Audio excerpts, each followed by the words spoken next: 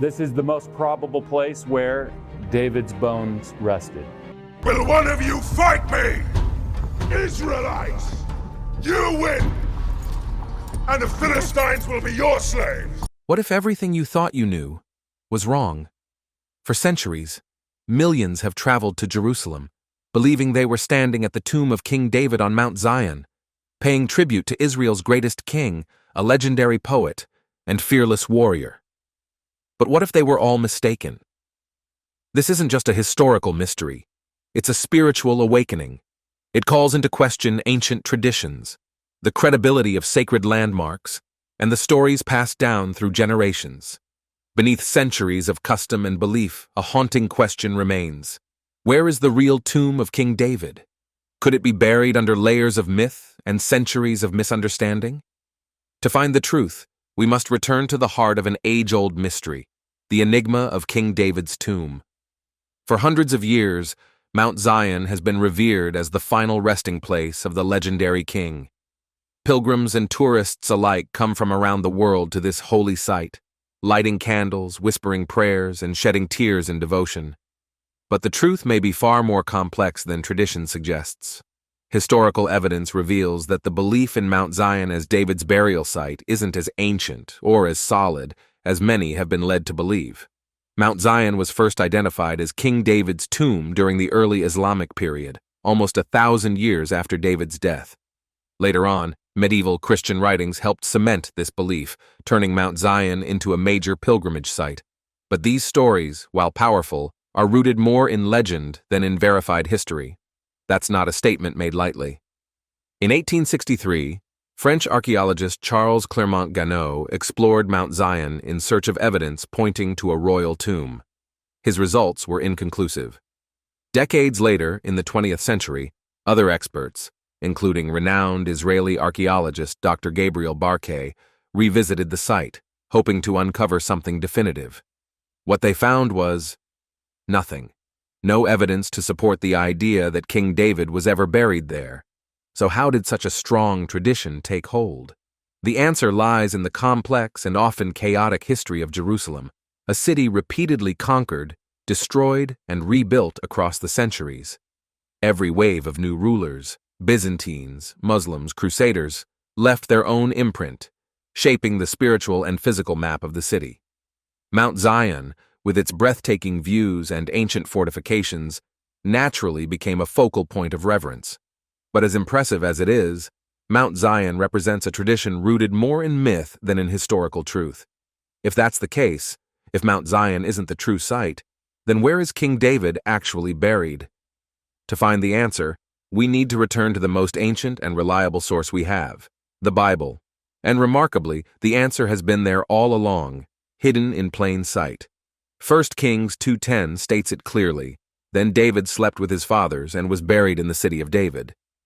This isn't a metaphor or poetic flourish. It's a direct statement, a historical claim about where Israel's greatest king was laid to rest, and it's not a one-time mention. The Bible repeats this for other kings of Judah, Solomon, Rehoboam, and their successors, all said to be buried in the same place. So where is this city of David, and how did the world get it so wrong for so long?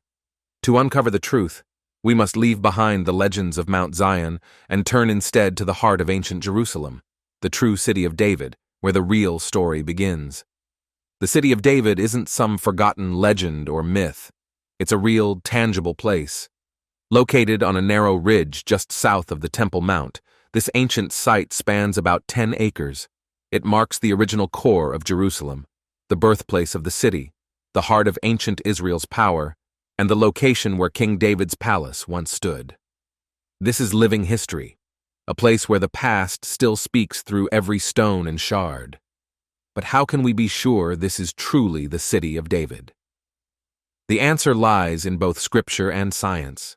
The Bible consistently refers to the city of David as the burial site of the kings of Judah, including David himself, and archaeological evidence backs this up.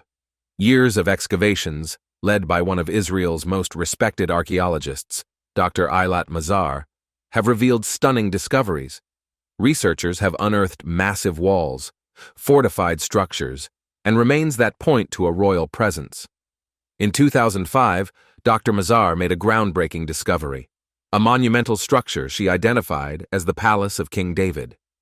Beneath this ruined palace, the layers of time revealed the foundation of Israel's first royal city. Pottery shards, ancient inscriptions, and crumbling stone walls all came together to tell the story of a once mighty kingdom. But the city of David isn't just a collection of old stones and relics. It's a maze of history and memory, a place where ancient stories and modern discovery meet. Beneath the surface of the city of David lies a hidden world, a maze of ancient tunnels and burial chambers.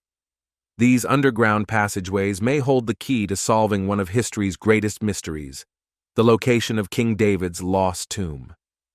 Even though we now know where the city of David is, the question remains, where exactly, within this sacred ground, could King David be buried? To find that answer, we must look closer at the clues left behind by ancient writers and early explorers. Sometimes the most vital hints are buried in the smallest details. One such clue comes from the book of Nehemiah. As Nehemiah led the rebuilding of Jerusalem's walls, he documented the repairs in detail, noting a section that extended to a point opposite the tombs of David. This isn't just poetic or symbolic language, it's a reference point, a map. It tells us that, even centuries after David's death, his tomb, and those of his descendants, was still known and visible. And notice something else. The text mentions tombs, plural. This wasn't a single grave, it was a royal burial site, a resting place for the kings of Judah. So why have these tombs remained hidden for so long? The answer lies in Jerusalem's long and tumultuous past. Over the centuries, the city has been conquered, destroyed, and rebuilt many times. Earthquakes, wars, and sweeping religious changes have buried its ancient secrets under layers of debris and time. Archaeologists have long searched the city of David for signs of these royal tombs. In the 19th century, French archaeologist Charles Clermont-Ganneau believed he had found King David's tomb. But his claim was eventually dismissed. His discovery lacked the evidence needed to confirm such a bold conclusion. The findings were ultimately inconclusive. More recently, renowned archaeologist Dr. Eilat Mazar uncovered a series of monumental structures within the city of David, including a massive stone structure believed to be part of King David's palace. But beneath those stones lies a deeper mystery. Beneath the city of David is a maze of ancient tunnels and passageways, hidden chambers that may hold the lost tombs of King David and his descendants. Could these underground passages be the key? Is it possible that the true resting place of Israel's greatest king lies directly beneath our feet, buried under centuries of rubble and forgotten history?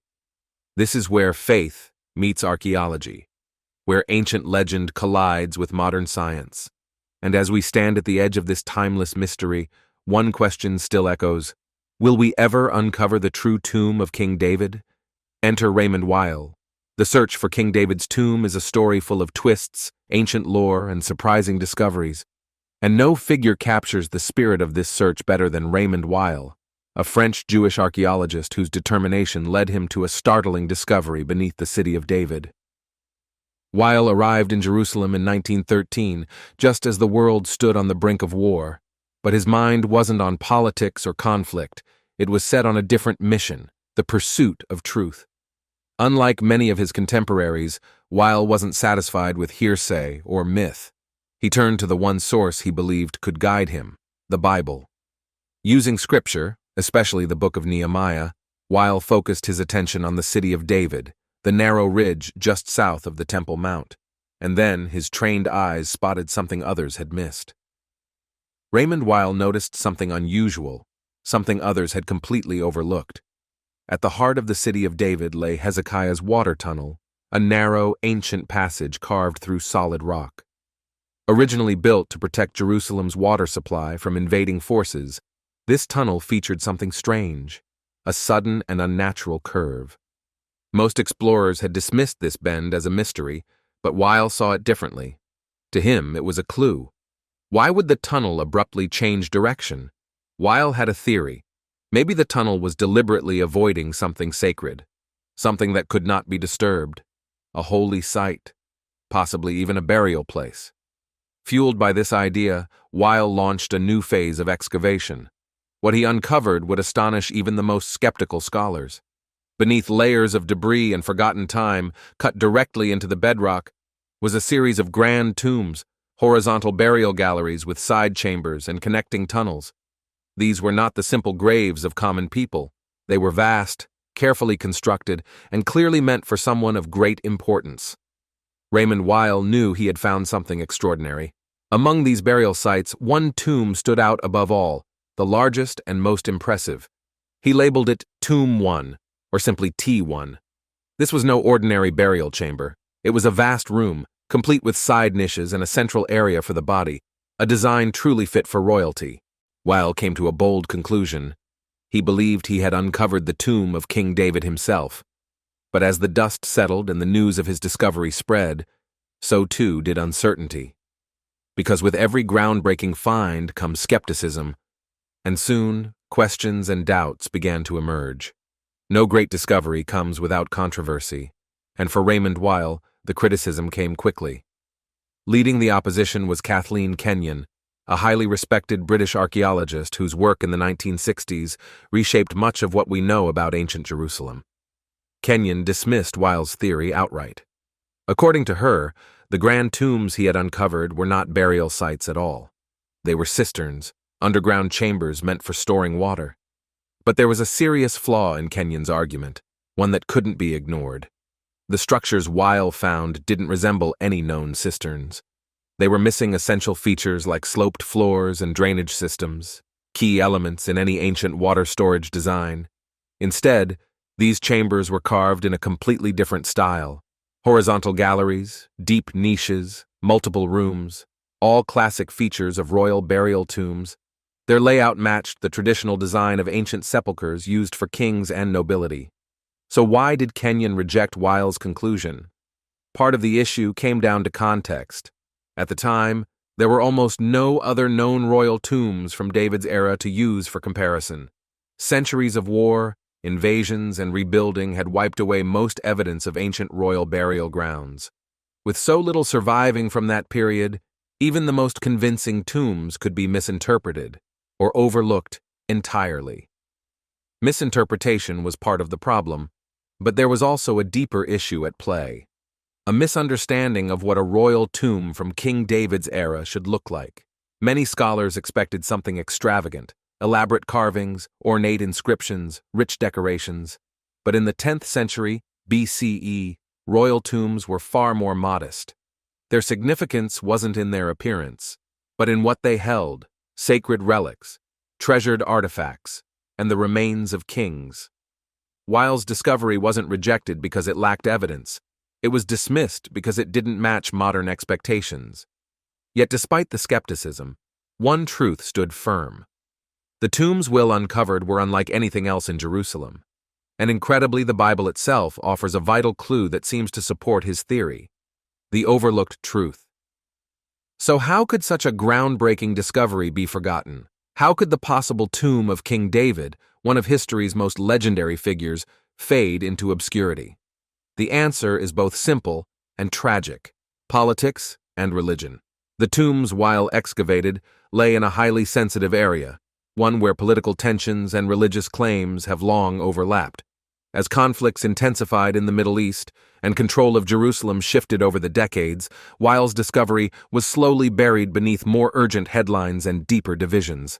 At the same time, the tradition that Mount Zion was King David's burial place continued to thrive, sustained by centuries of pilgrimage, faith, and religious ceremony. It was a convenient belief. The Mount Zion shrine was easier to access, easier to promote, and far easier to accept. Challenging that narrative would have meant confronting generations of belief, and so Weil's findings were left in the shadows. But the evidence remained, quiet, unchanging, and waiting to be rediscovered. Even the New Testament affirms the tomb's reality. In the book of Acts, the Apostle Peter addresses a crowd in Jerusalem saying, "Brothers, I can tell you confidently that the patriarch David died and was buried, and his tomb is here with us to this day." Spoken nearly 1,000 years after David's death, Peter's words leave no room for metaphor or myth. He wasn't speaking symbolically. He was pointing to a real physical location, a tomb that still existed in his time. And according to the Bible, that tomb was not on Mount Zion. It was in the city of David, the city of David. But beyond the mystery of a forgotten tomb lies a deeper, more profound truth. The story of David is not just about a missing grave. It's about a legacy. David's greatness was never defined by where he was buried, but by the royal line he began, a lineage that, according to Scripture, would one day bring forth a greater king, Jesus Christ. The Bible is not a myth. It's not just a collection of ancient stories or moral lessons. It is a record of real people, real places, and real events. And the tomb of King David, hidden, overlooked, yet still present, stands as a powerful reminder of that reality. Raymond Wile's discovery may have been forgotten by many, but it still speaks volumes. It calls us to remember that faith and truth go hand in hand, and that sometimes truth lies buried beneath layers of legend and time, waiting for someone willing to dig deeper. As we walk among the ancient stones of Jerusalem, we are reminded that history is not lost, that beneath the dust of centuries, truth still endures. And for those who believe, David's greatest legacy isn't a tomb, it's the eternal throne of his descendant, Jesus Christ. If this journey has opened your eyes, if it's inspired you to search for deeper truth, make sure to subscribe, because there's still so much more to discover. Together, we'll continue to uncover the truth woven through the pages of the Bible and the stones of history.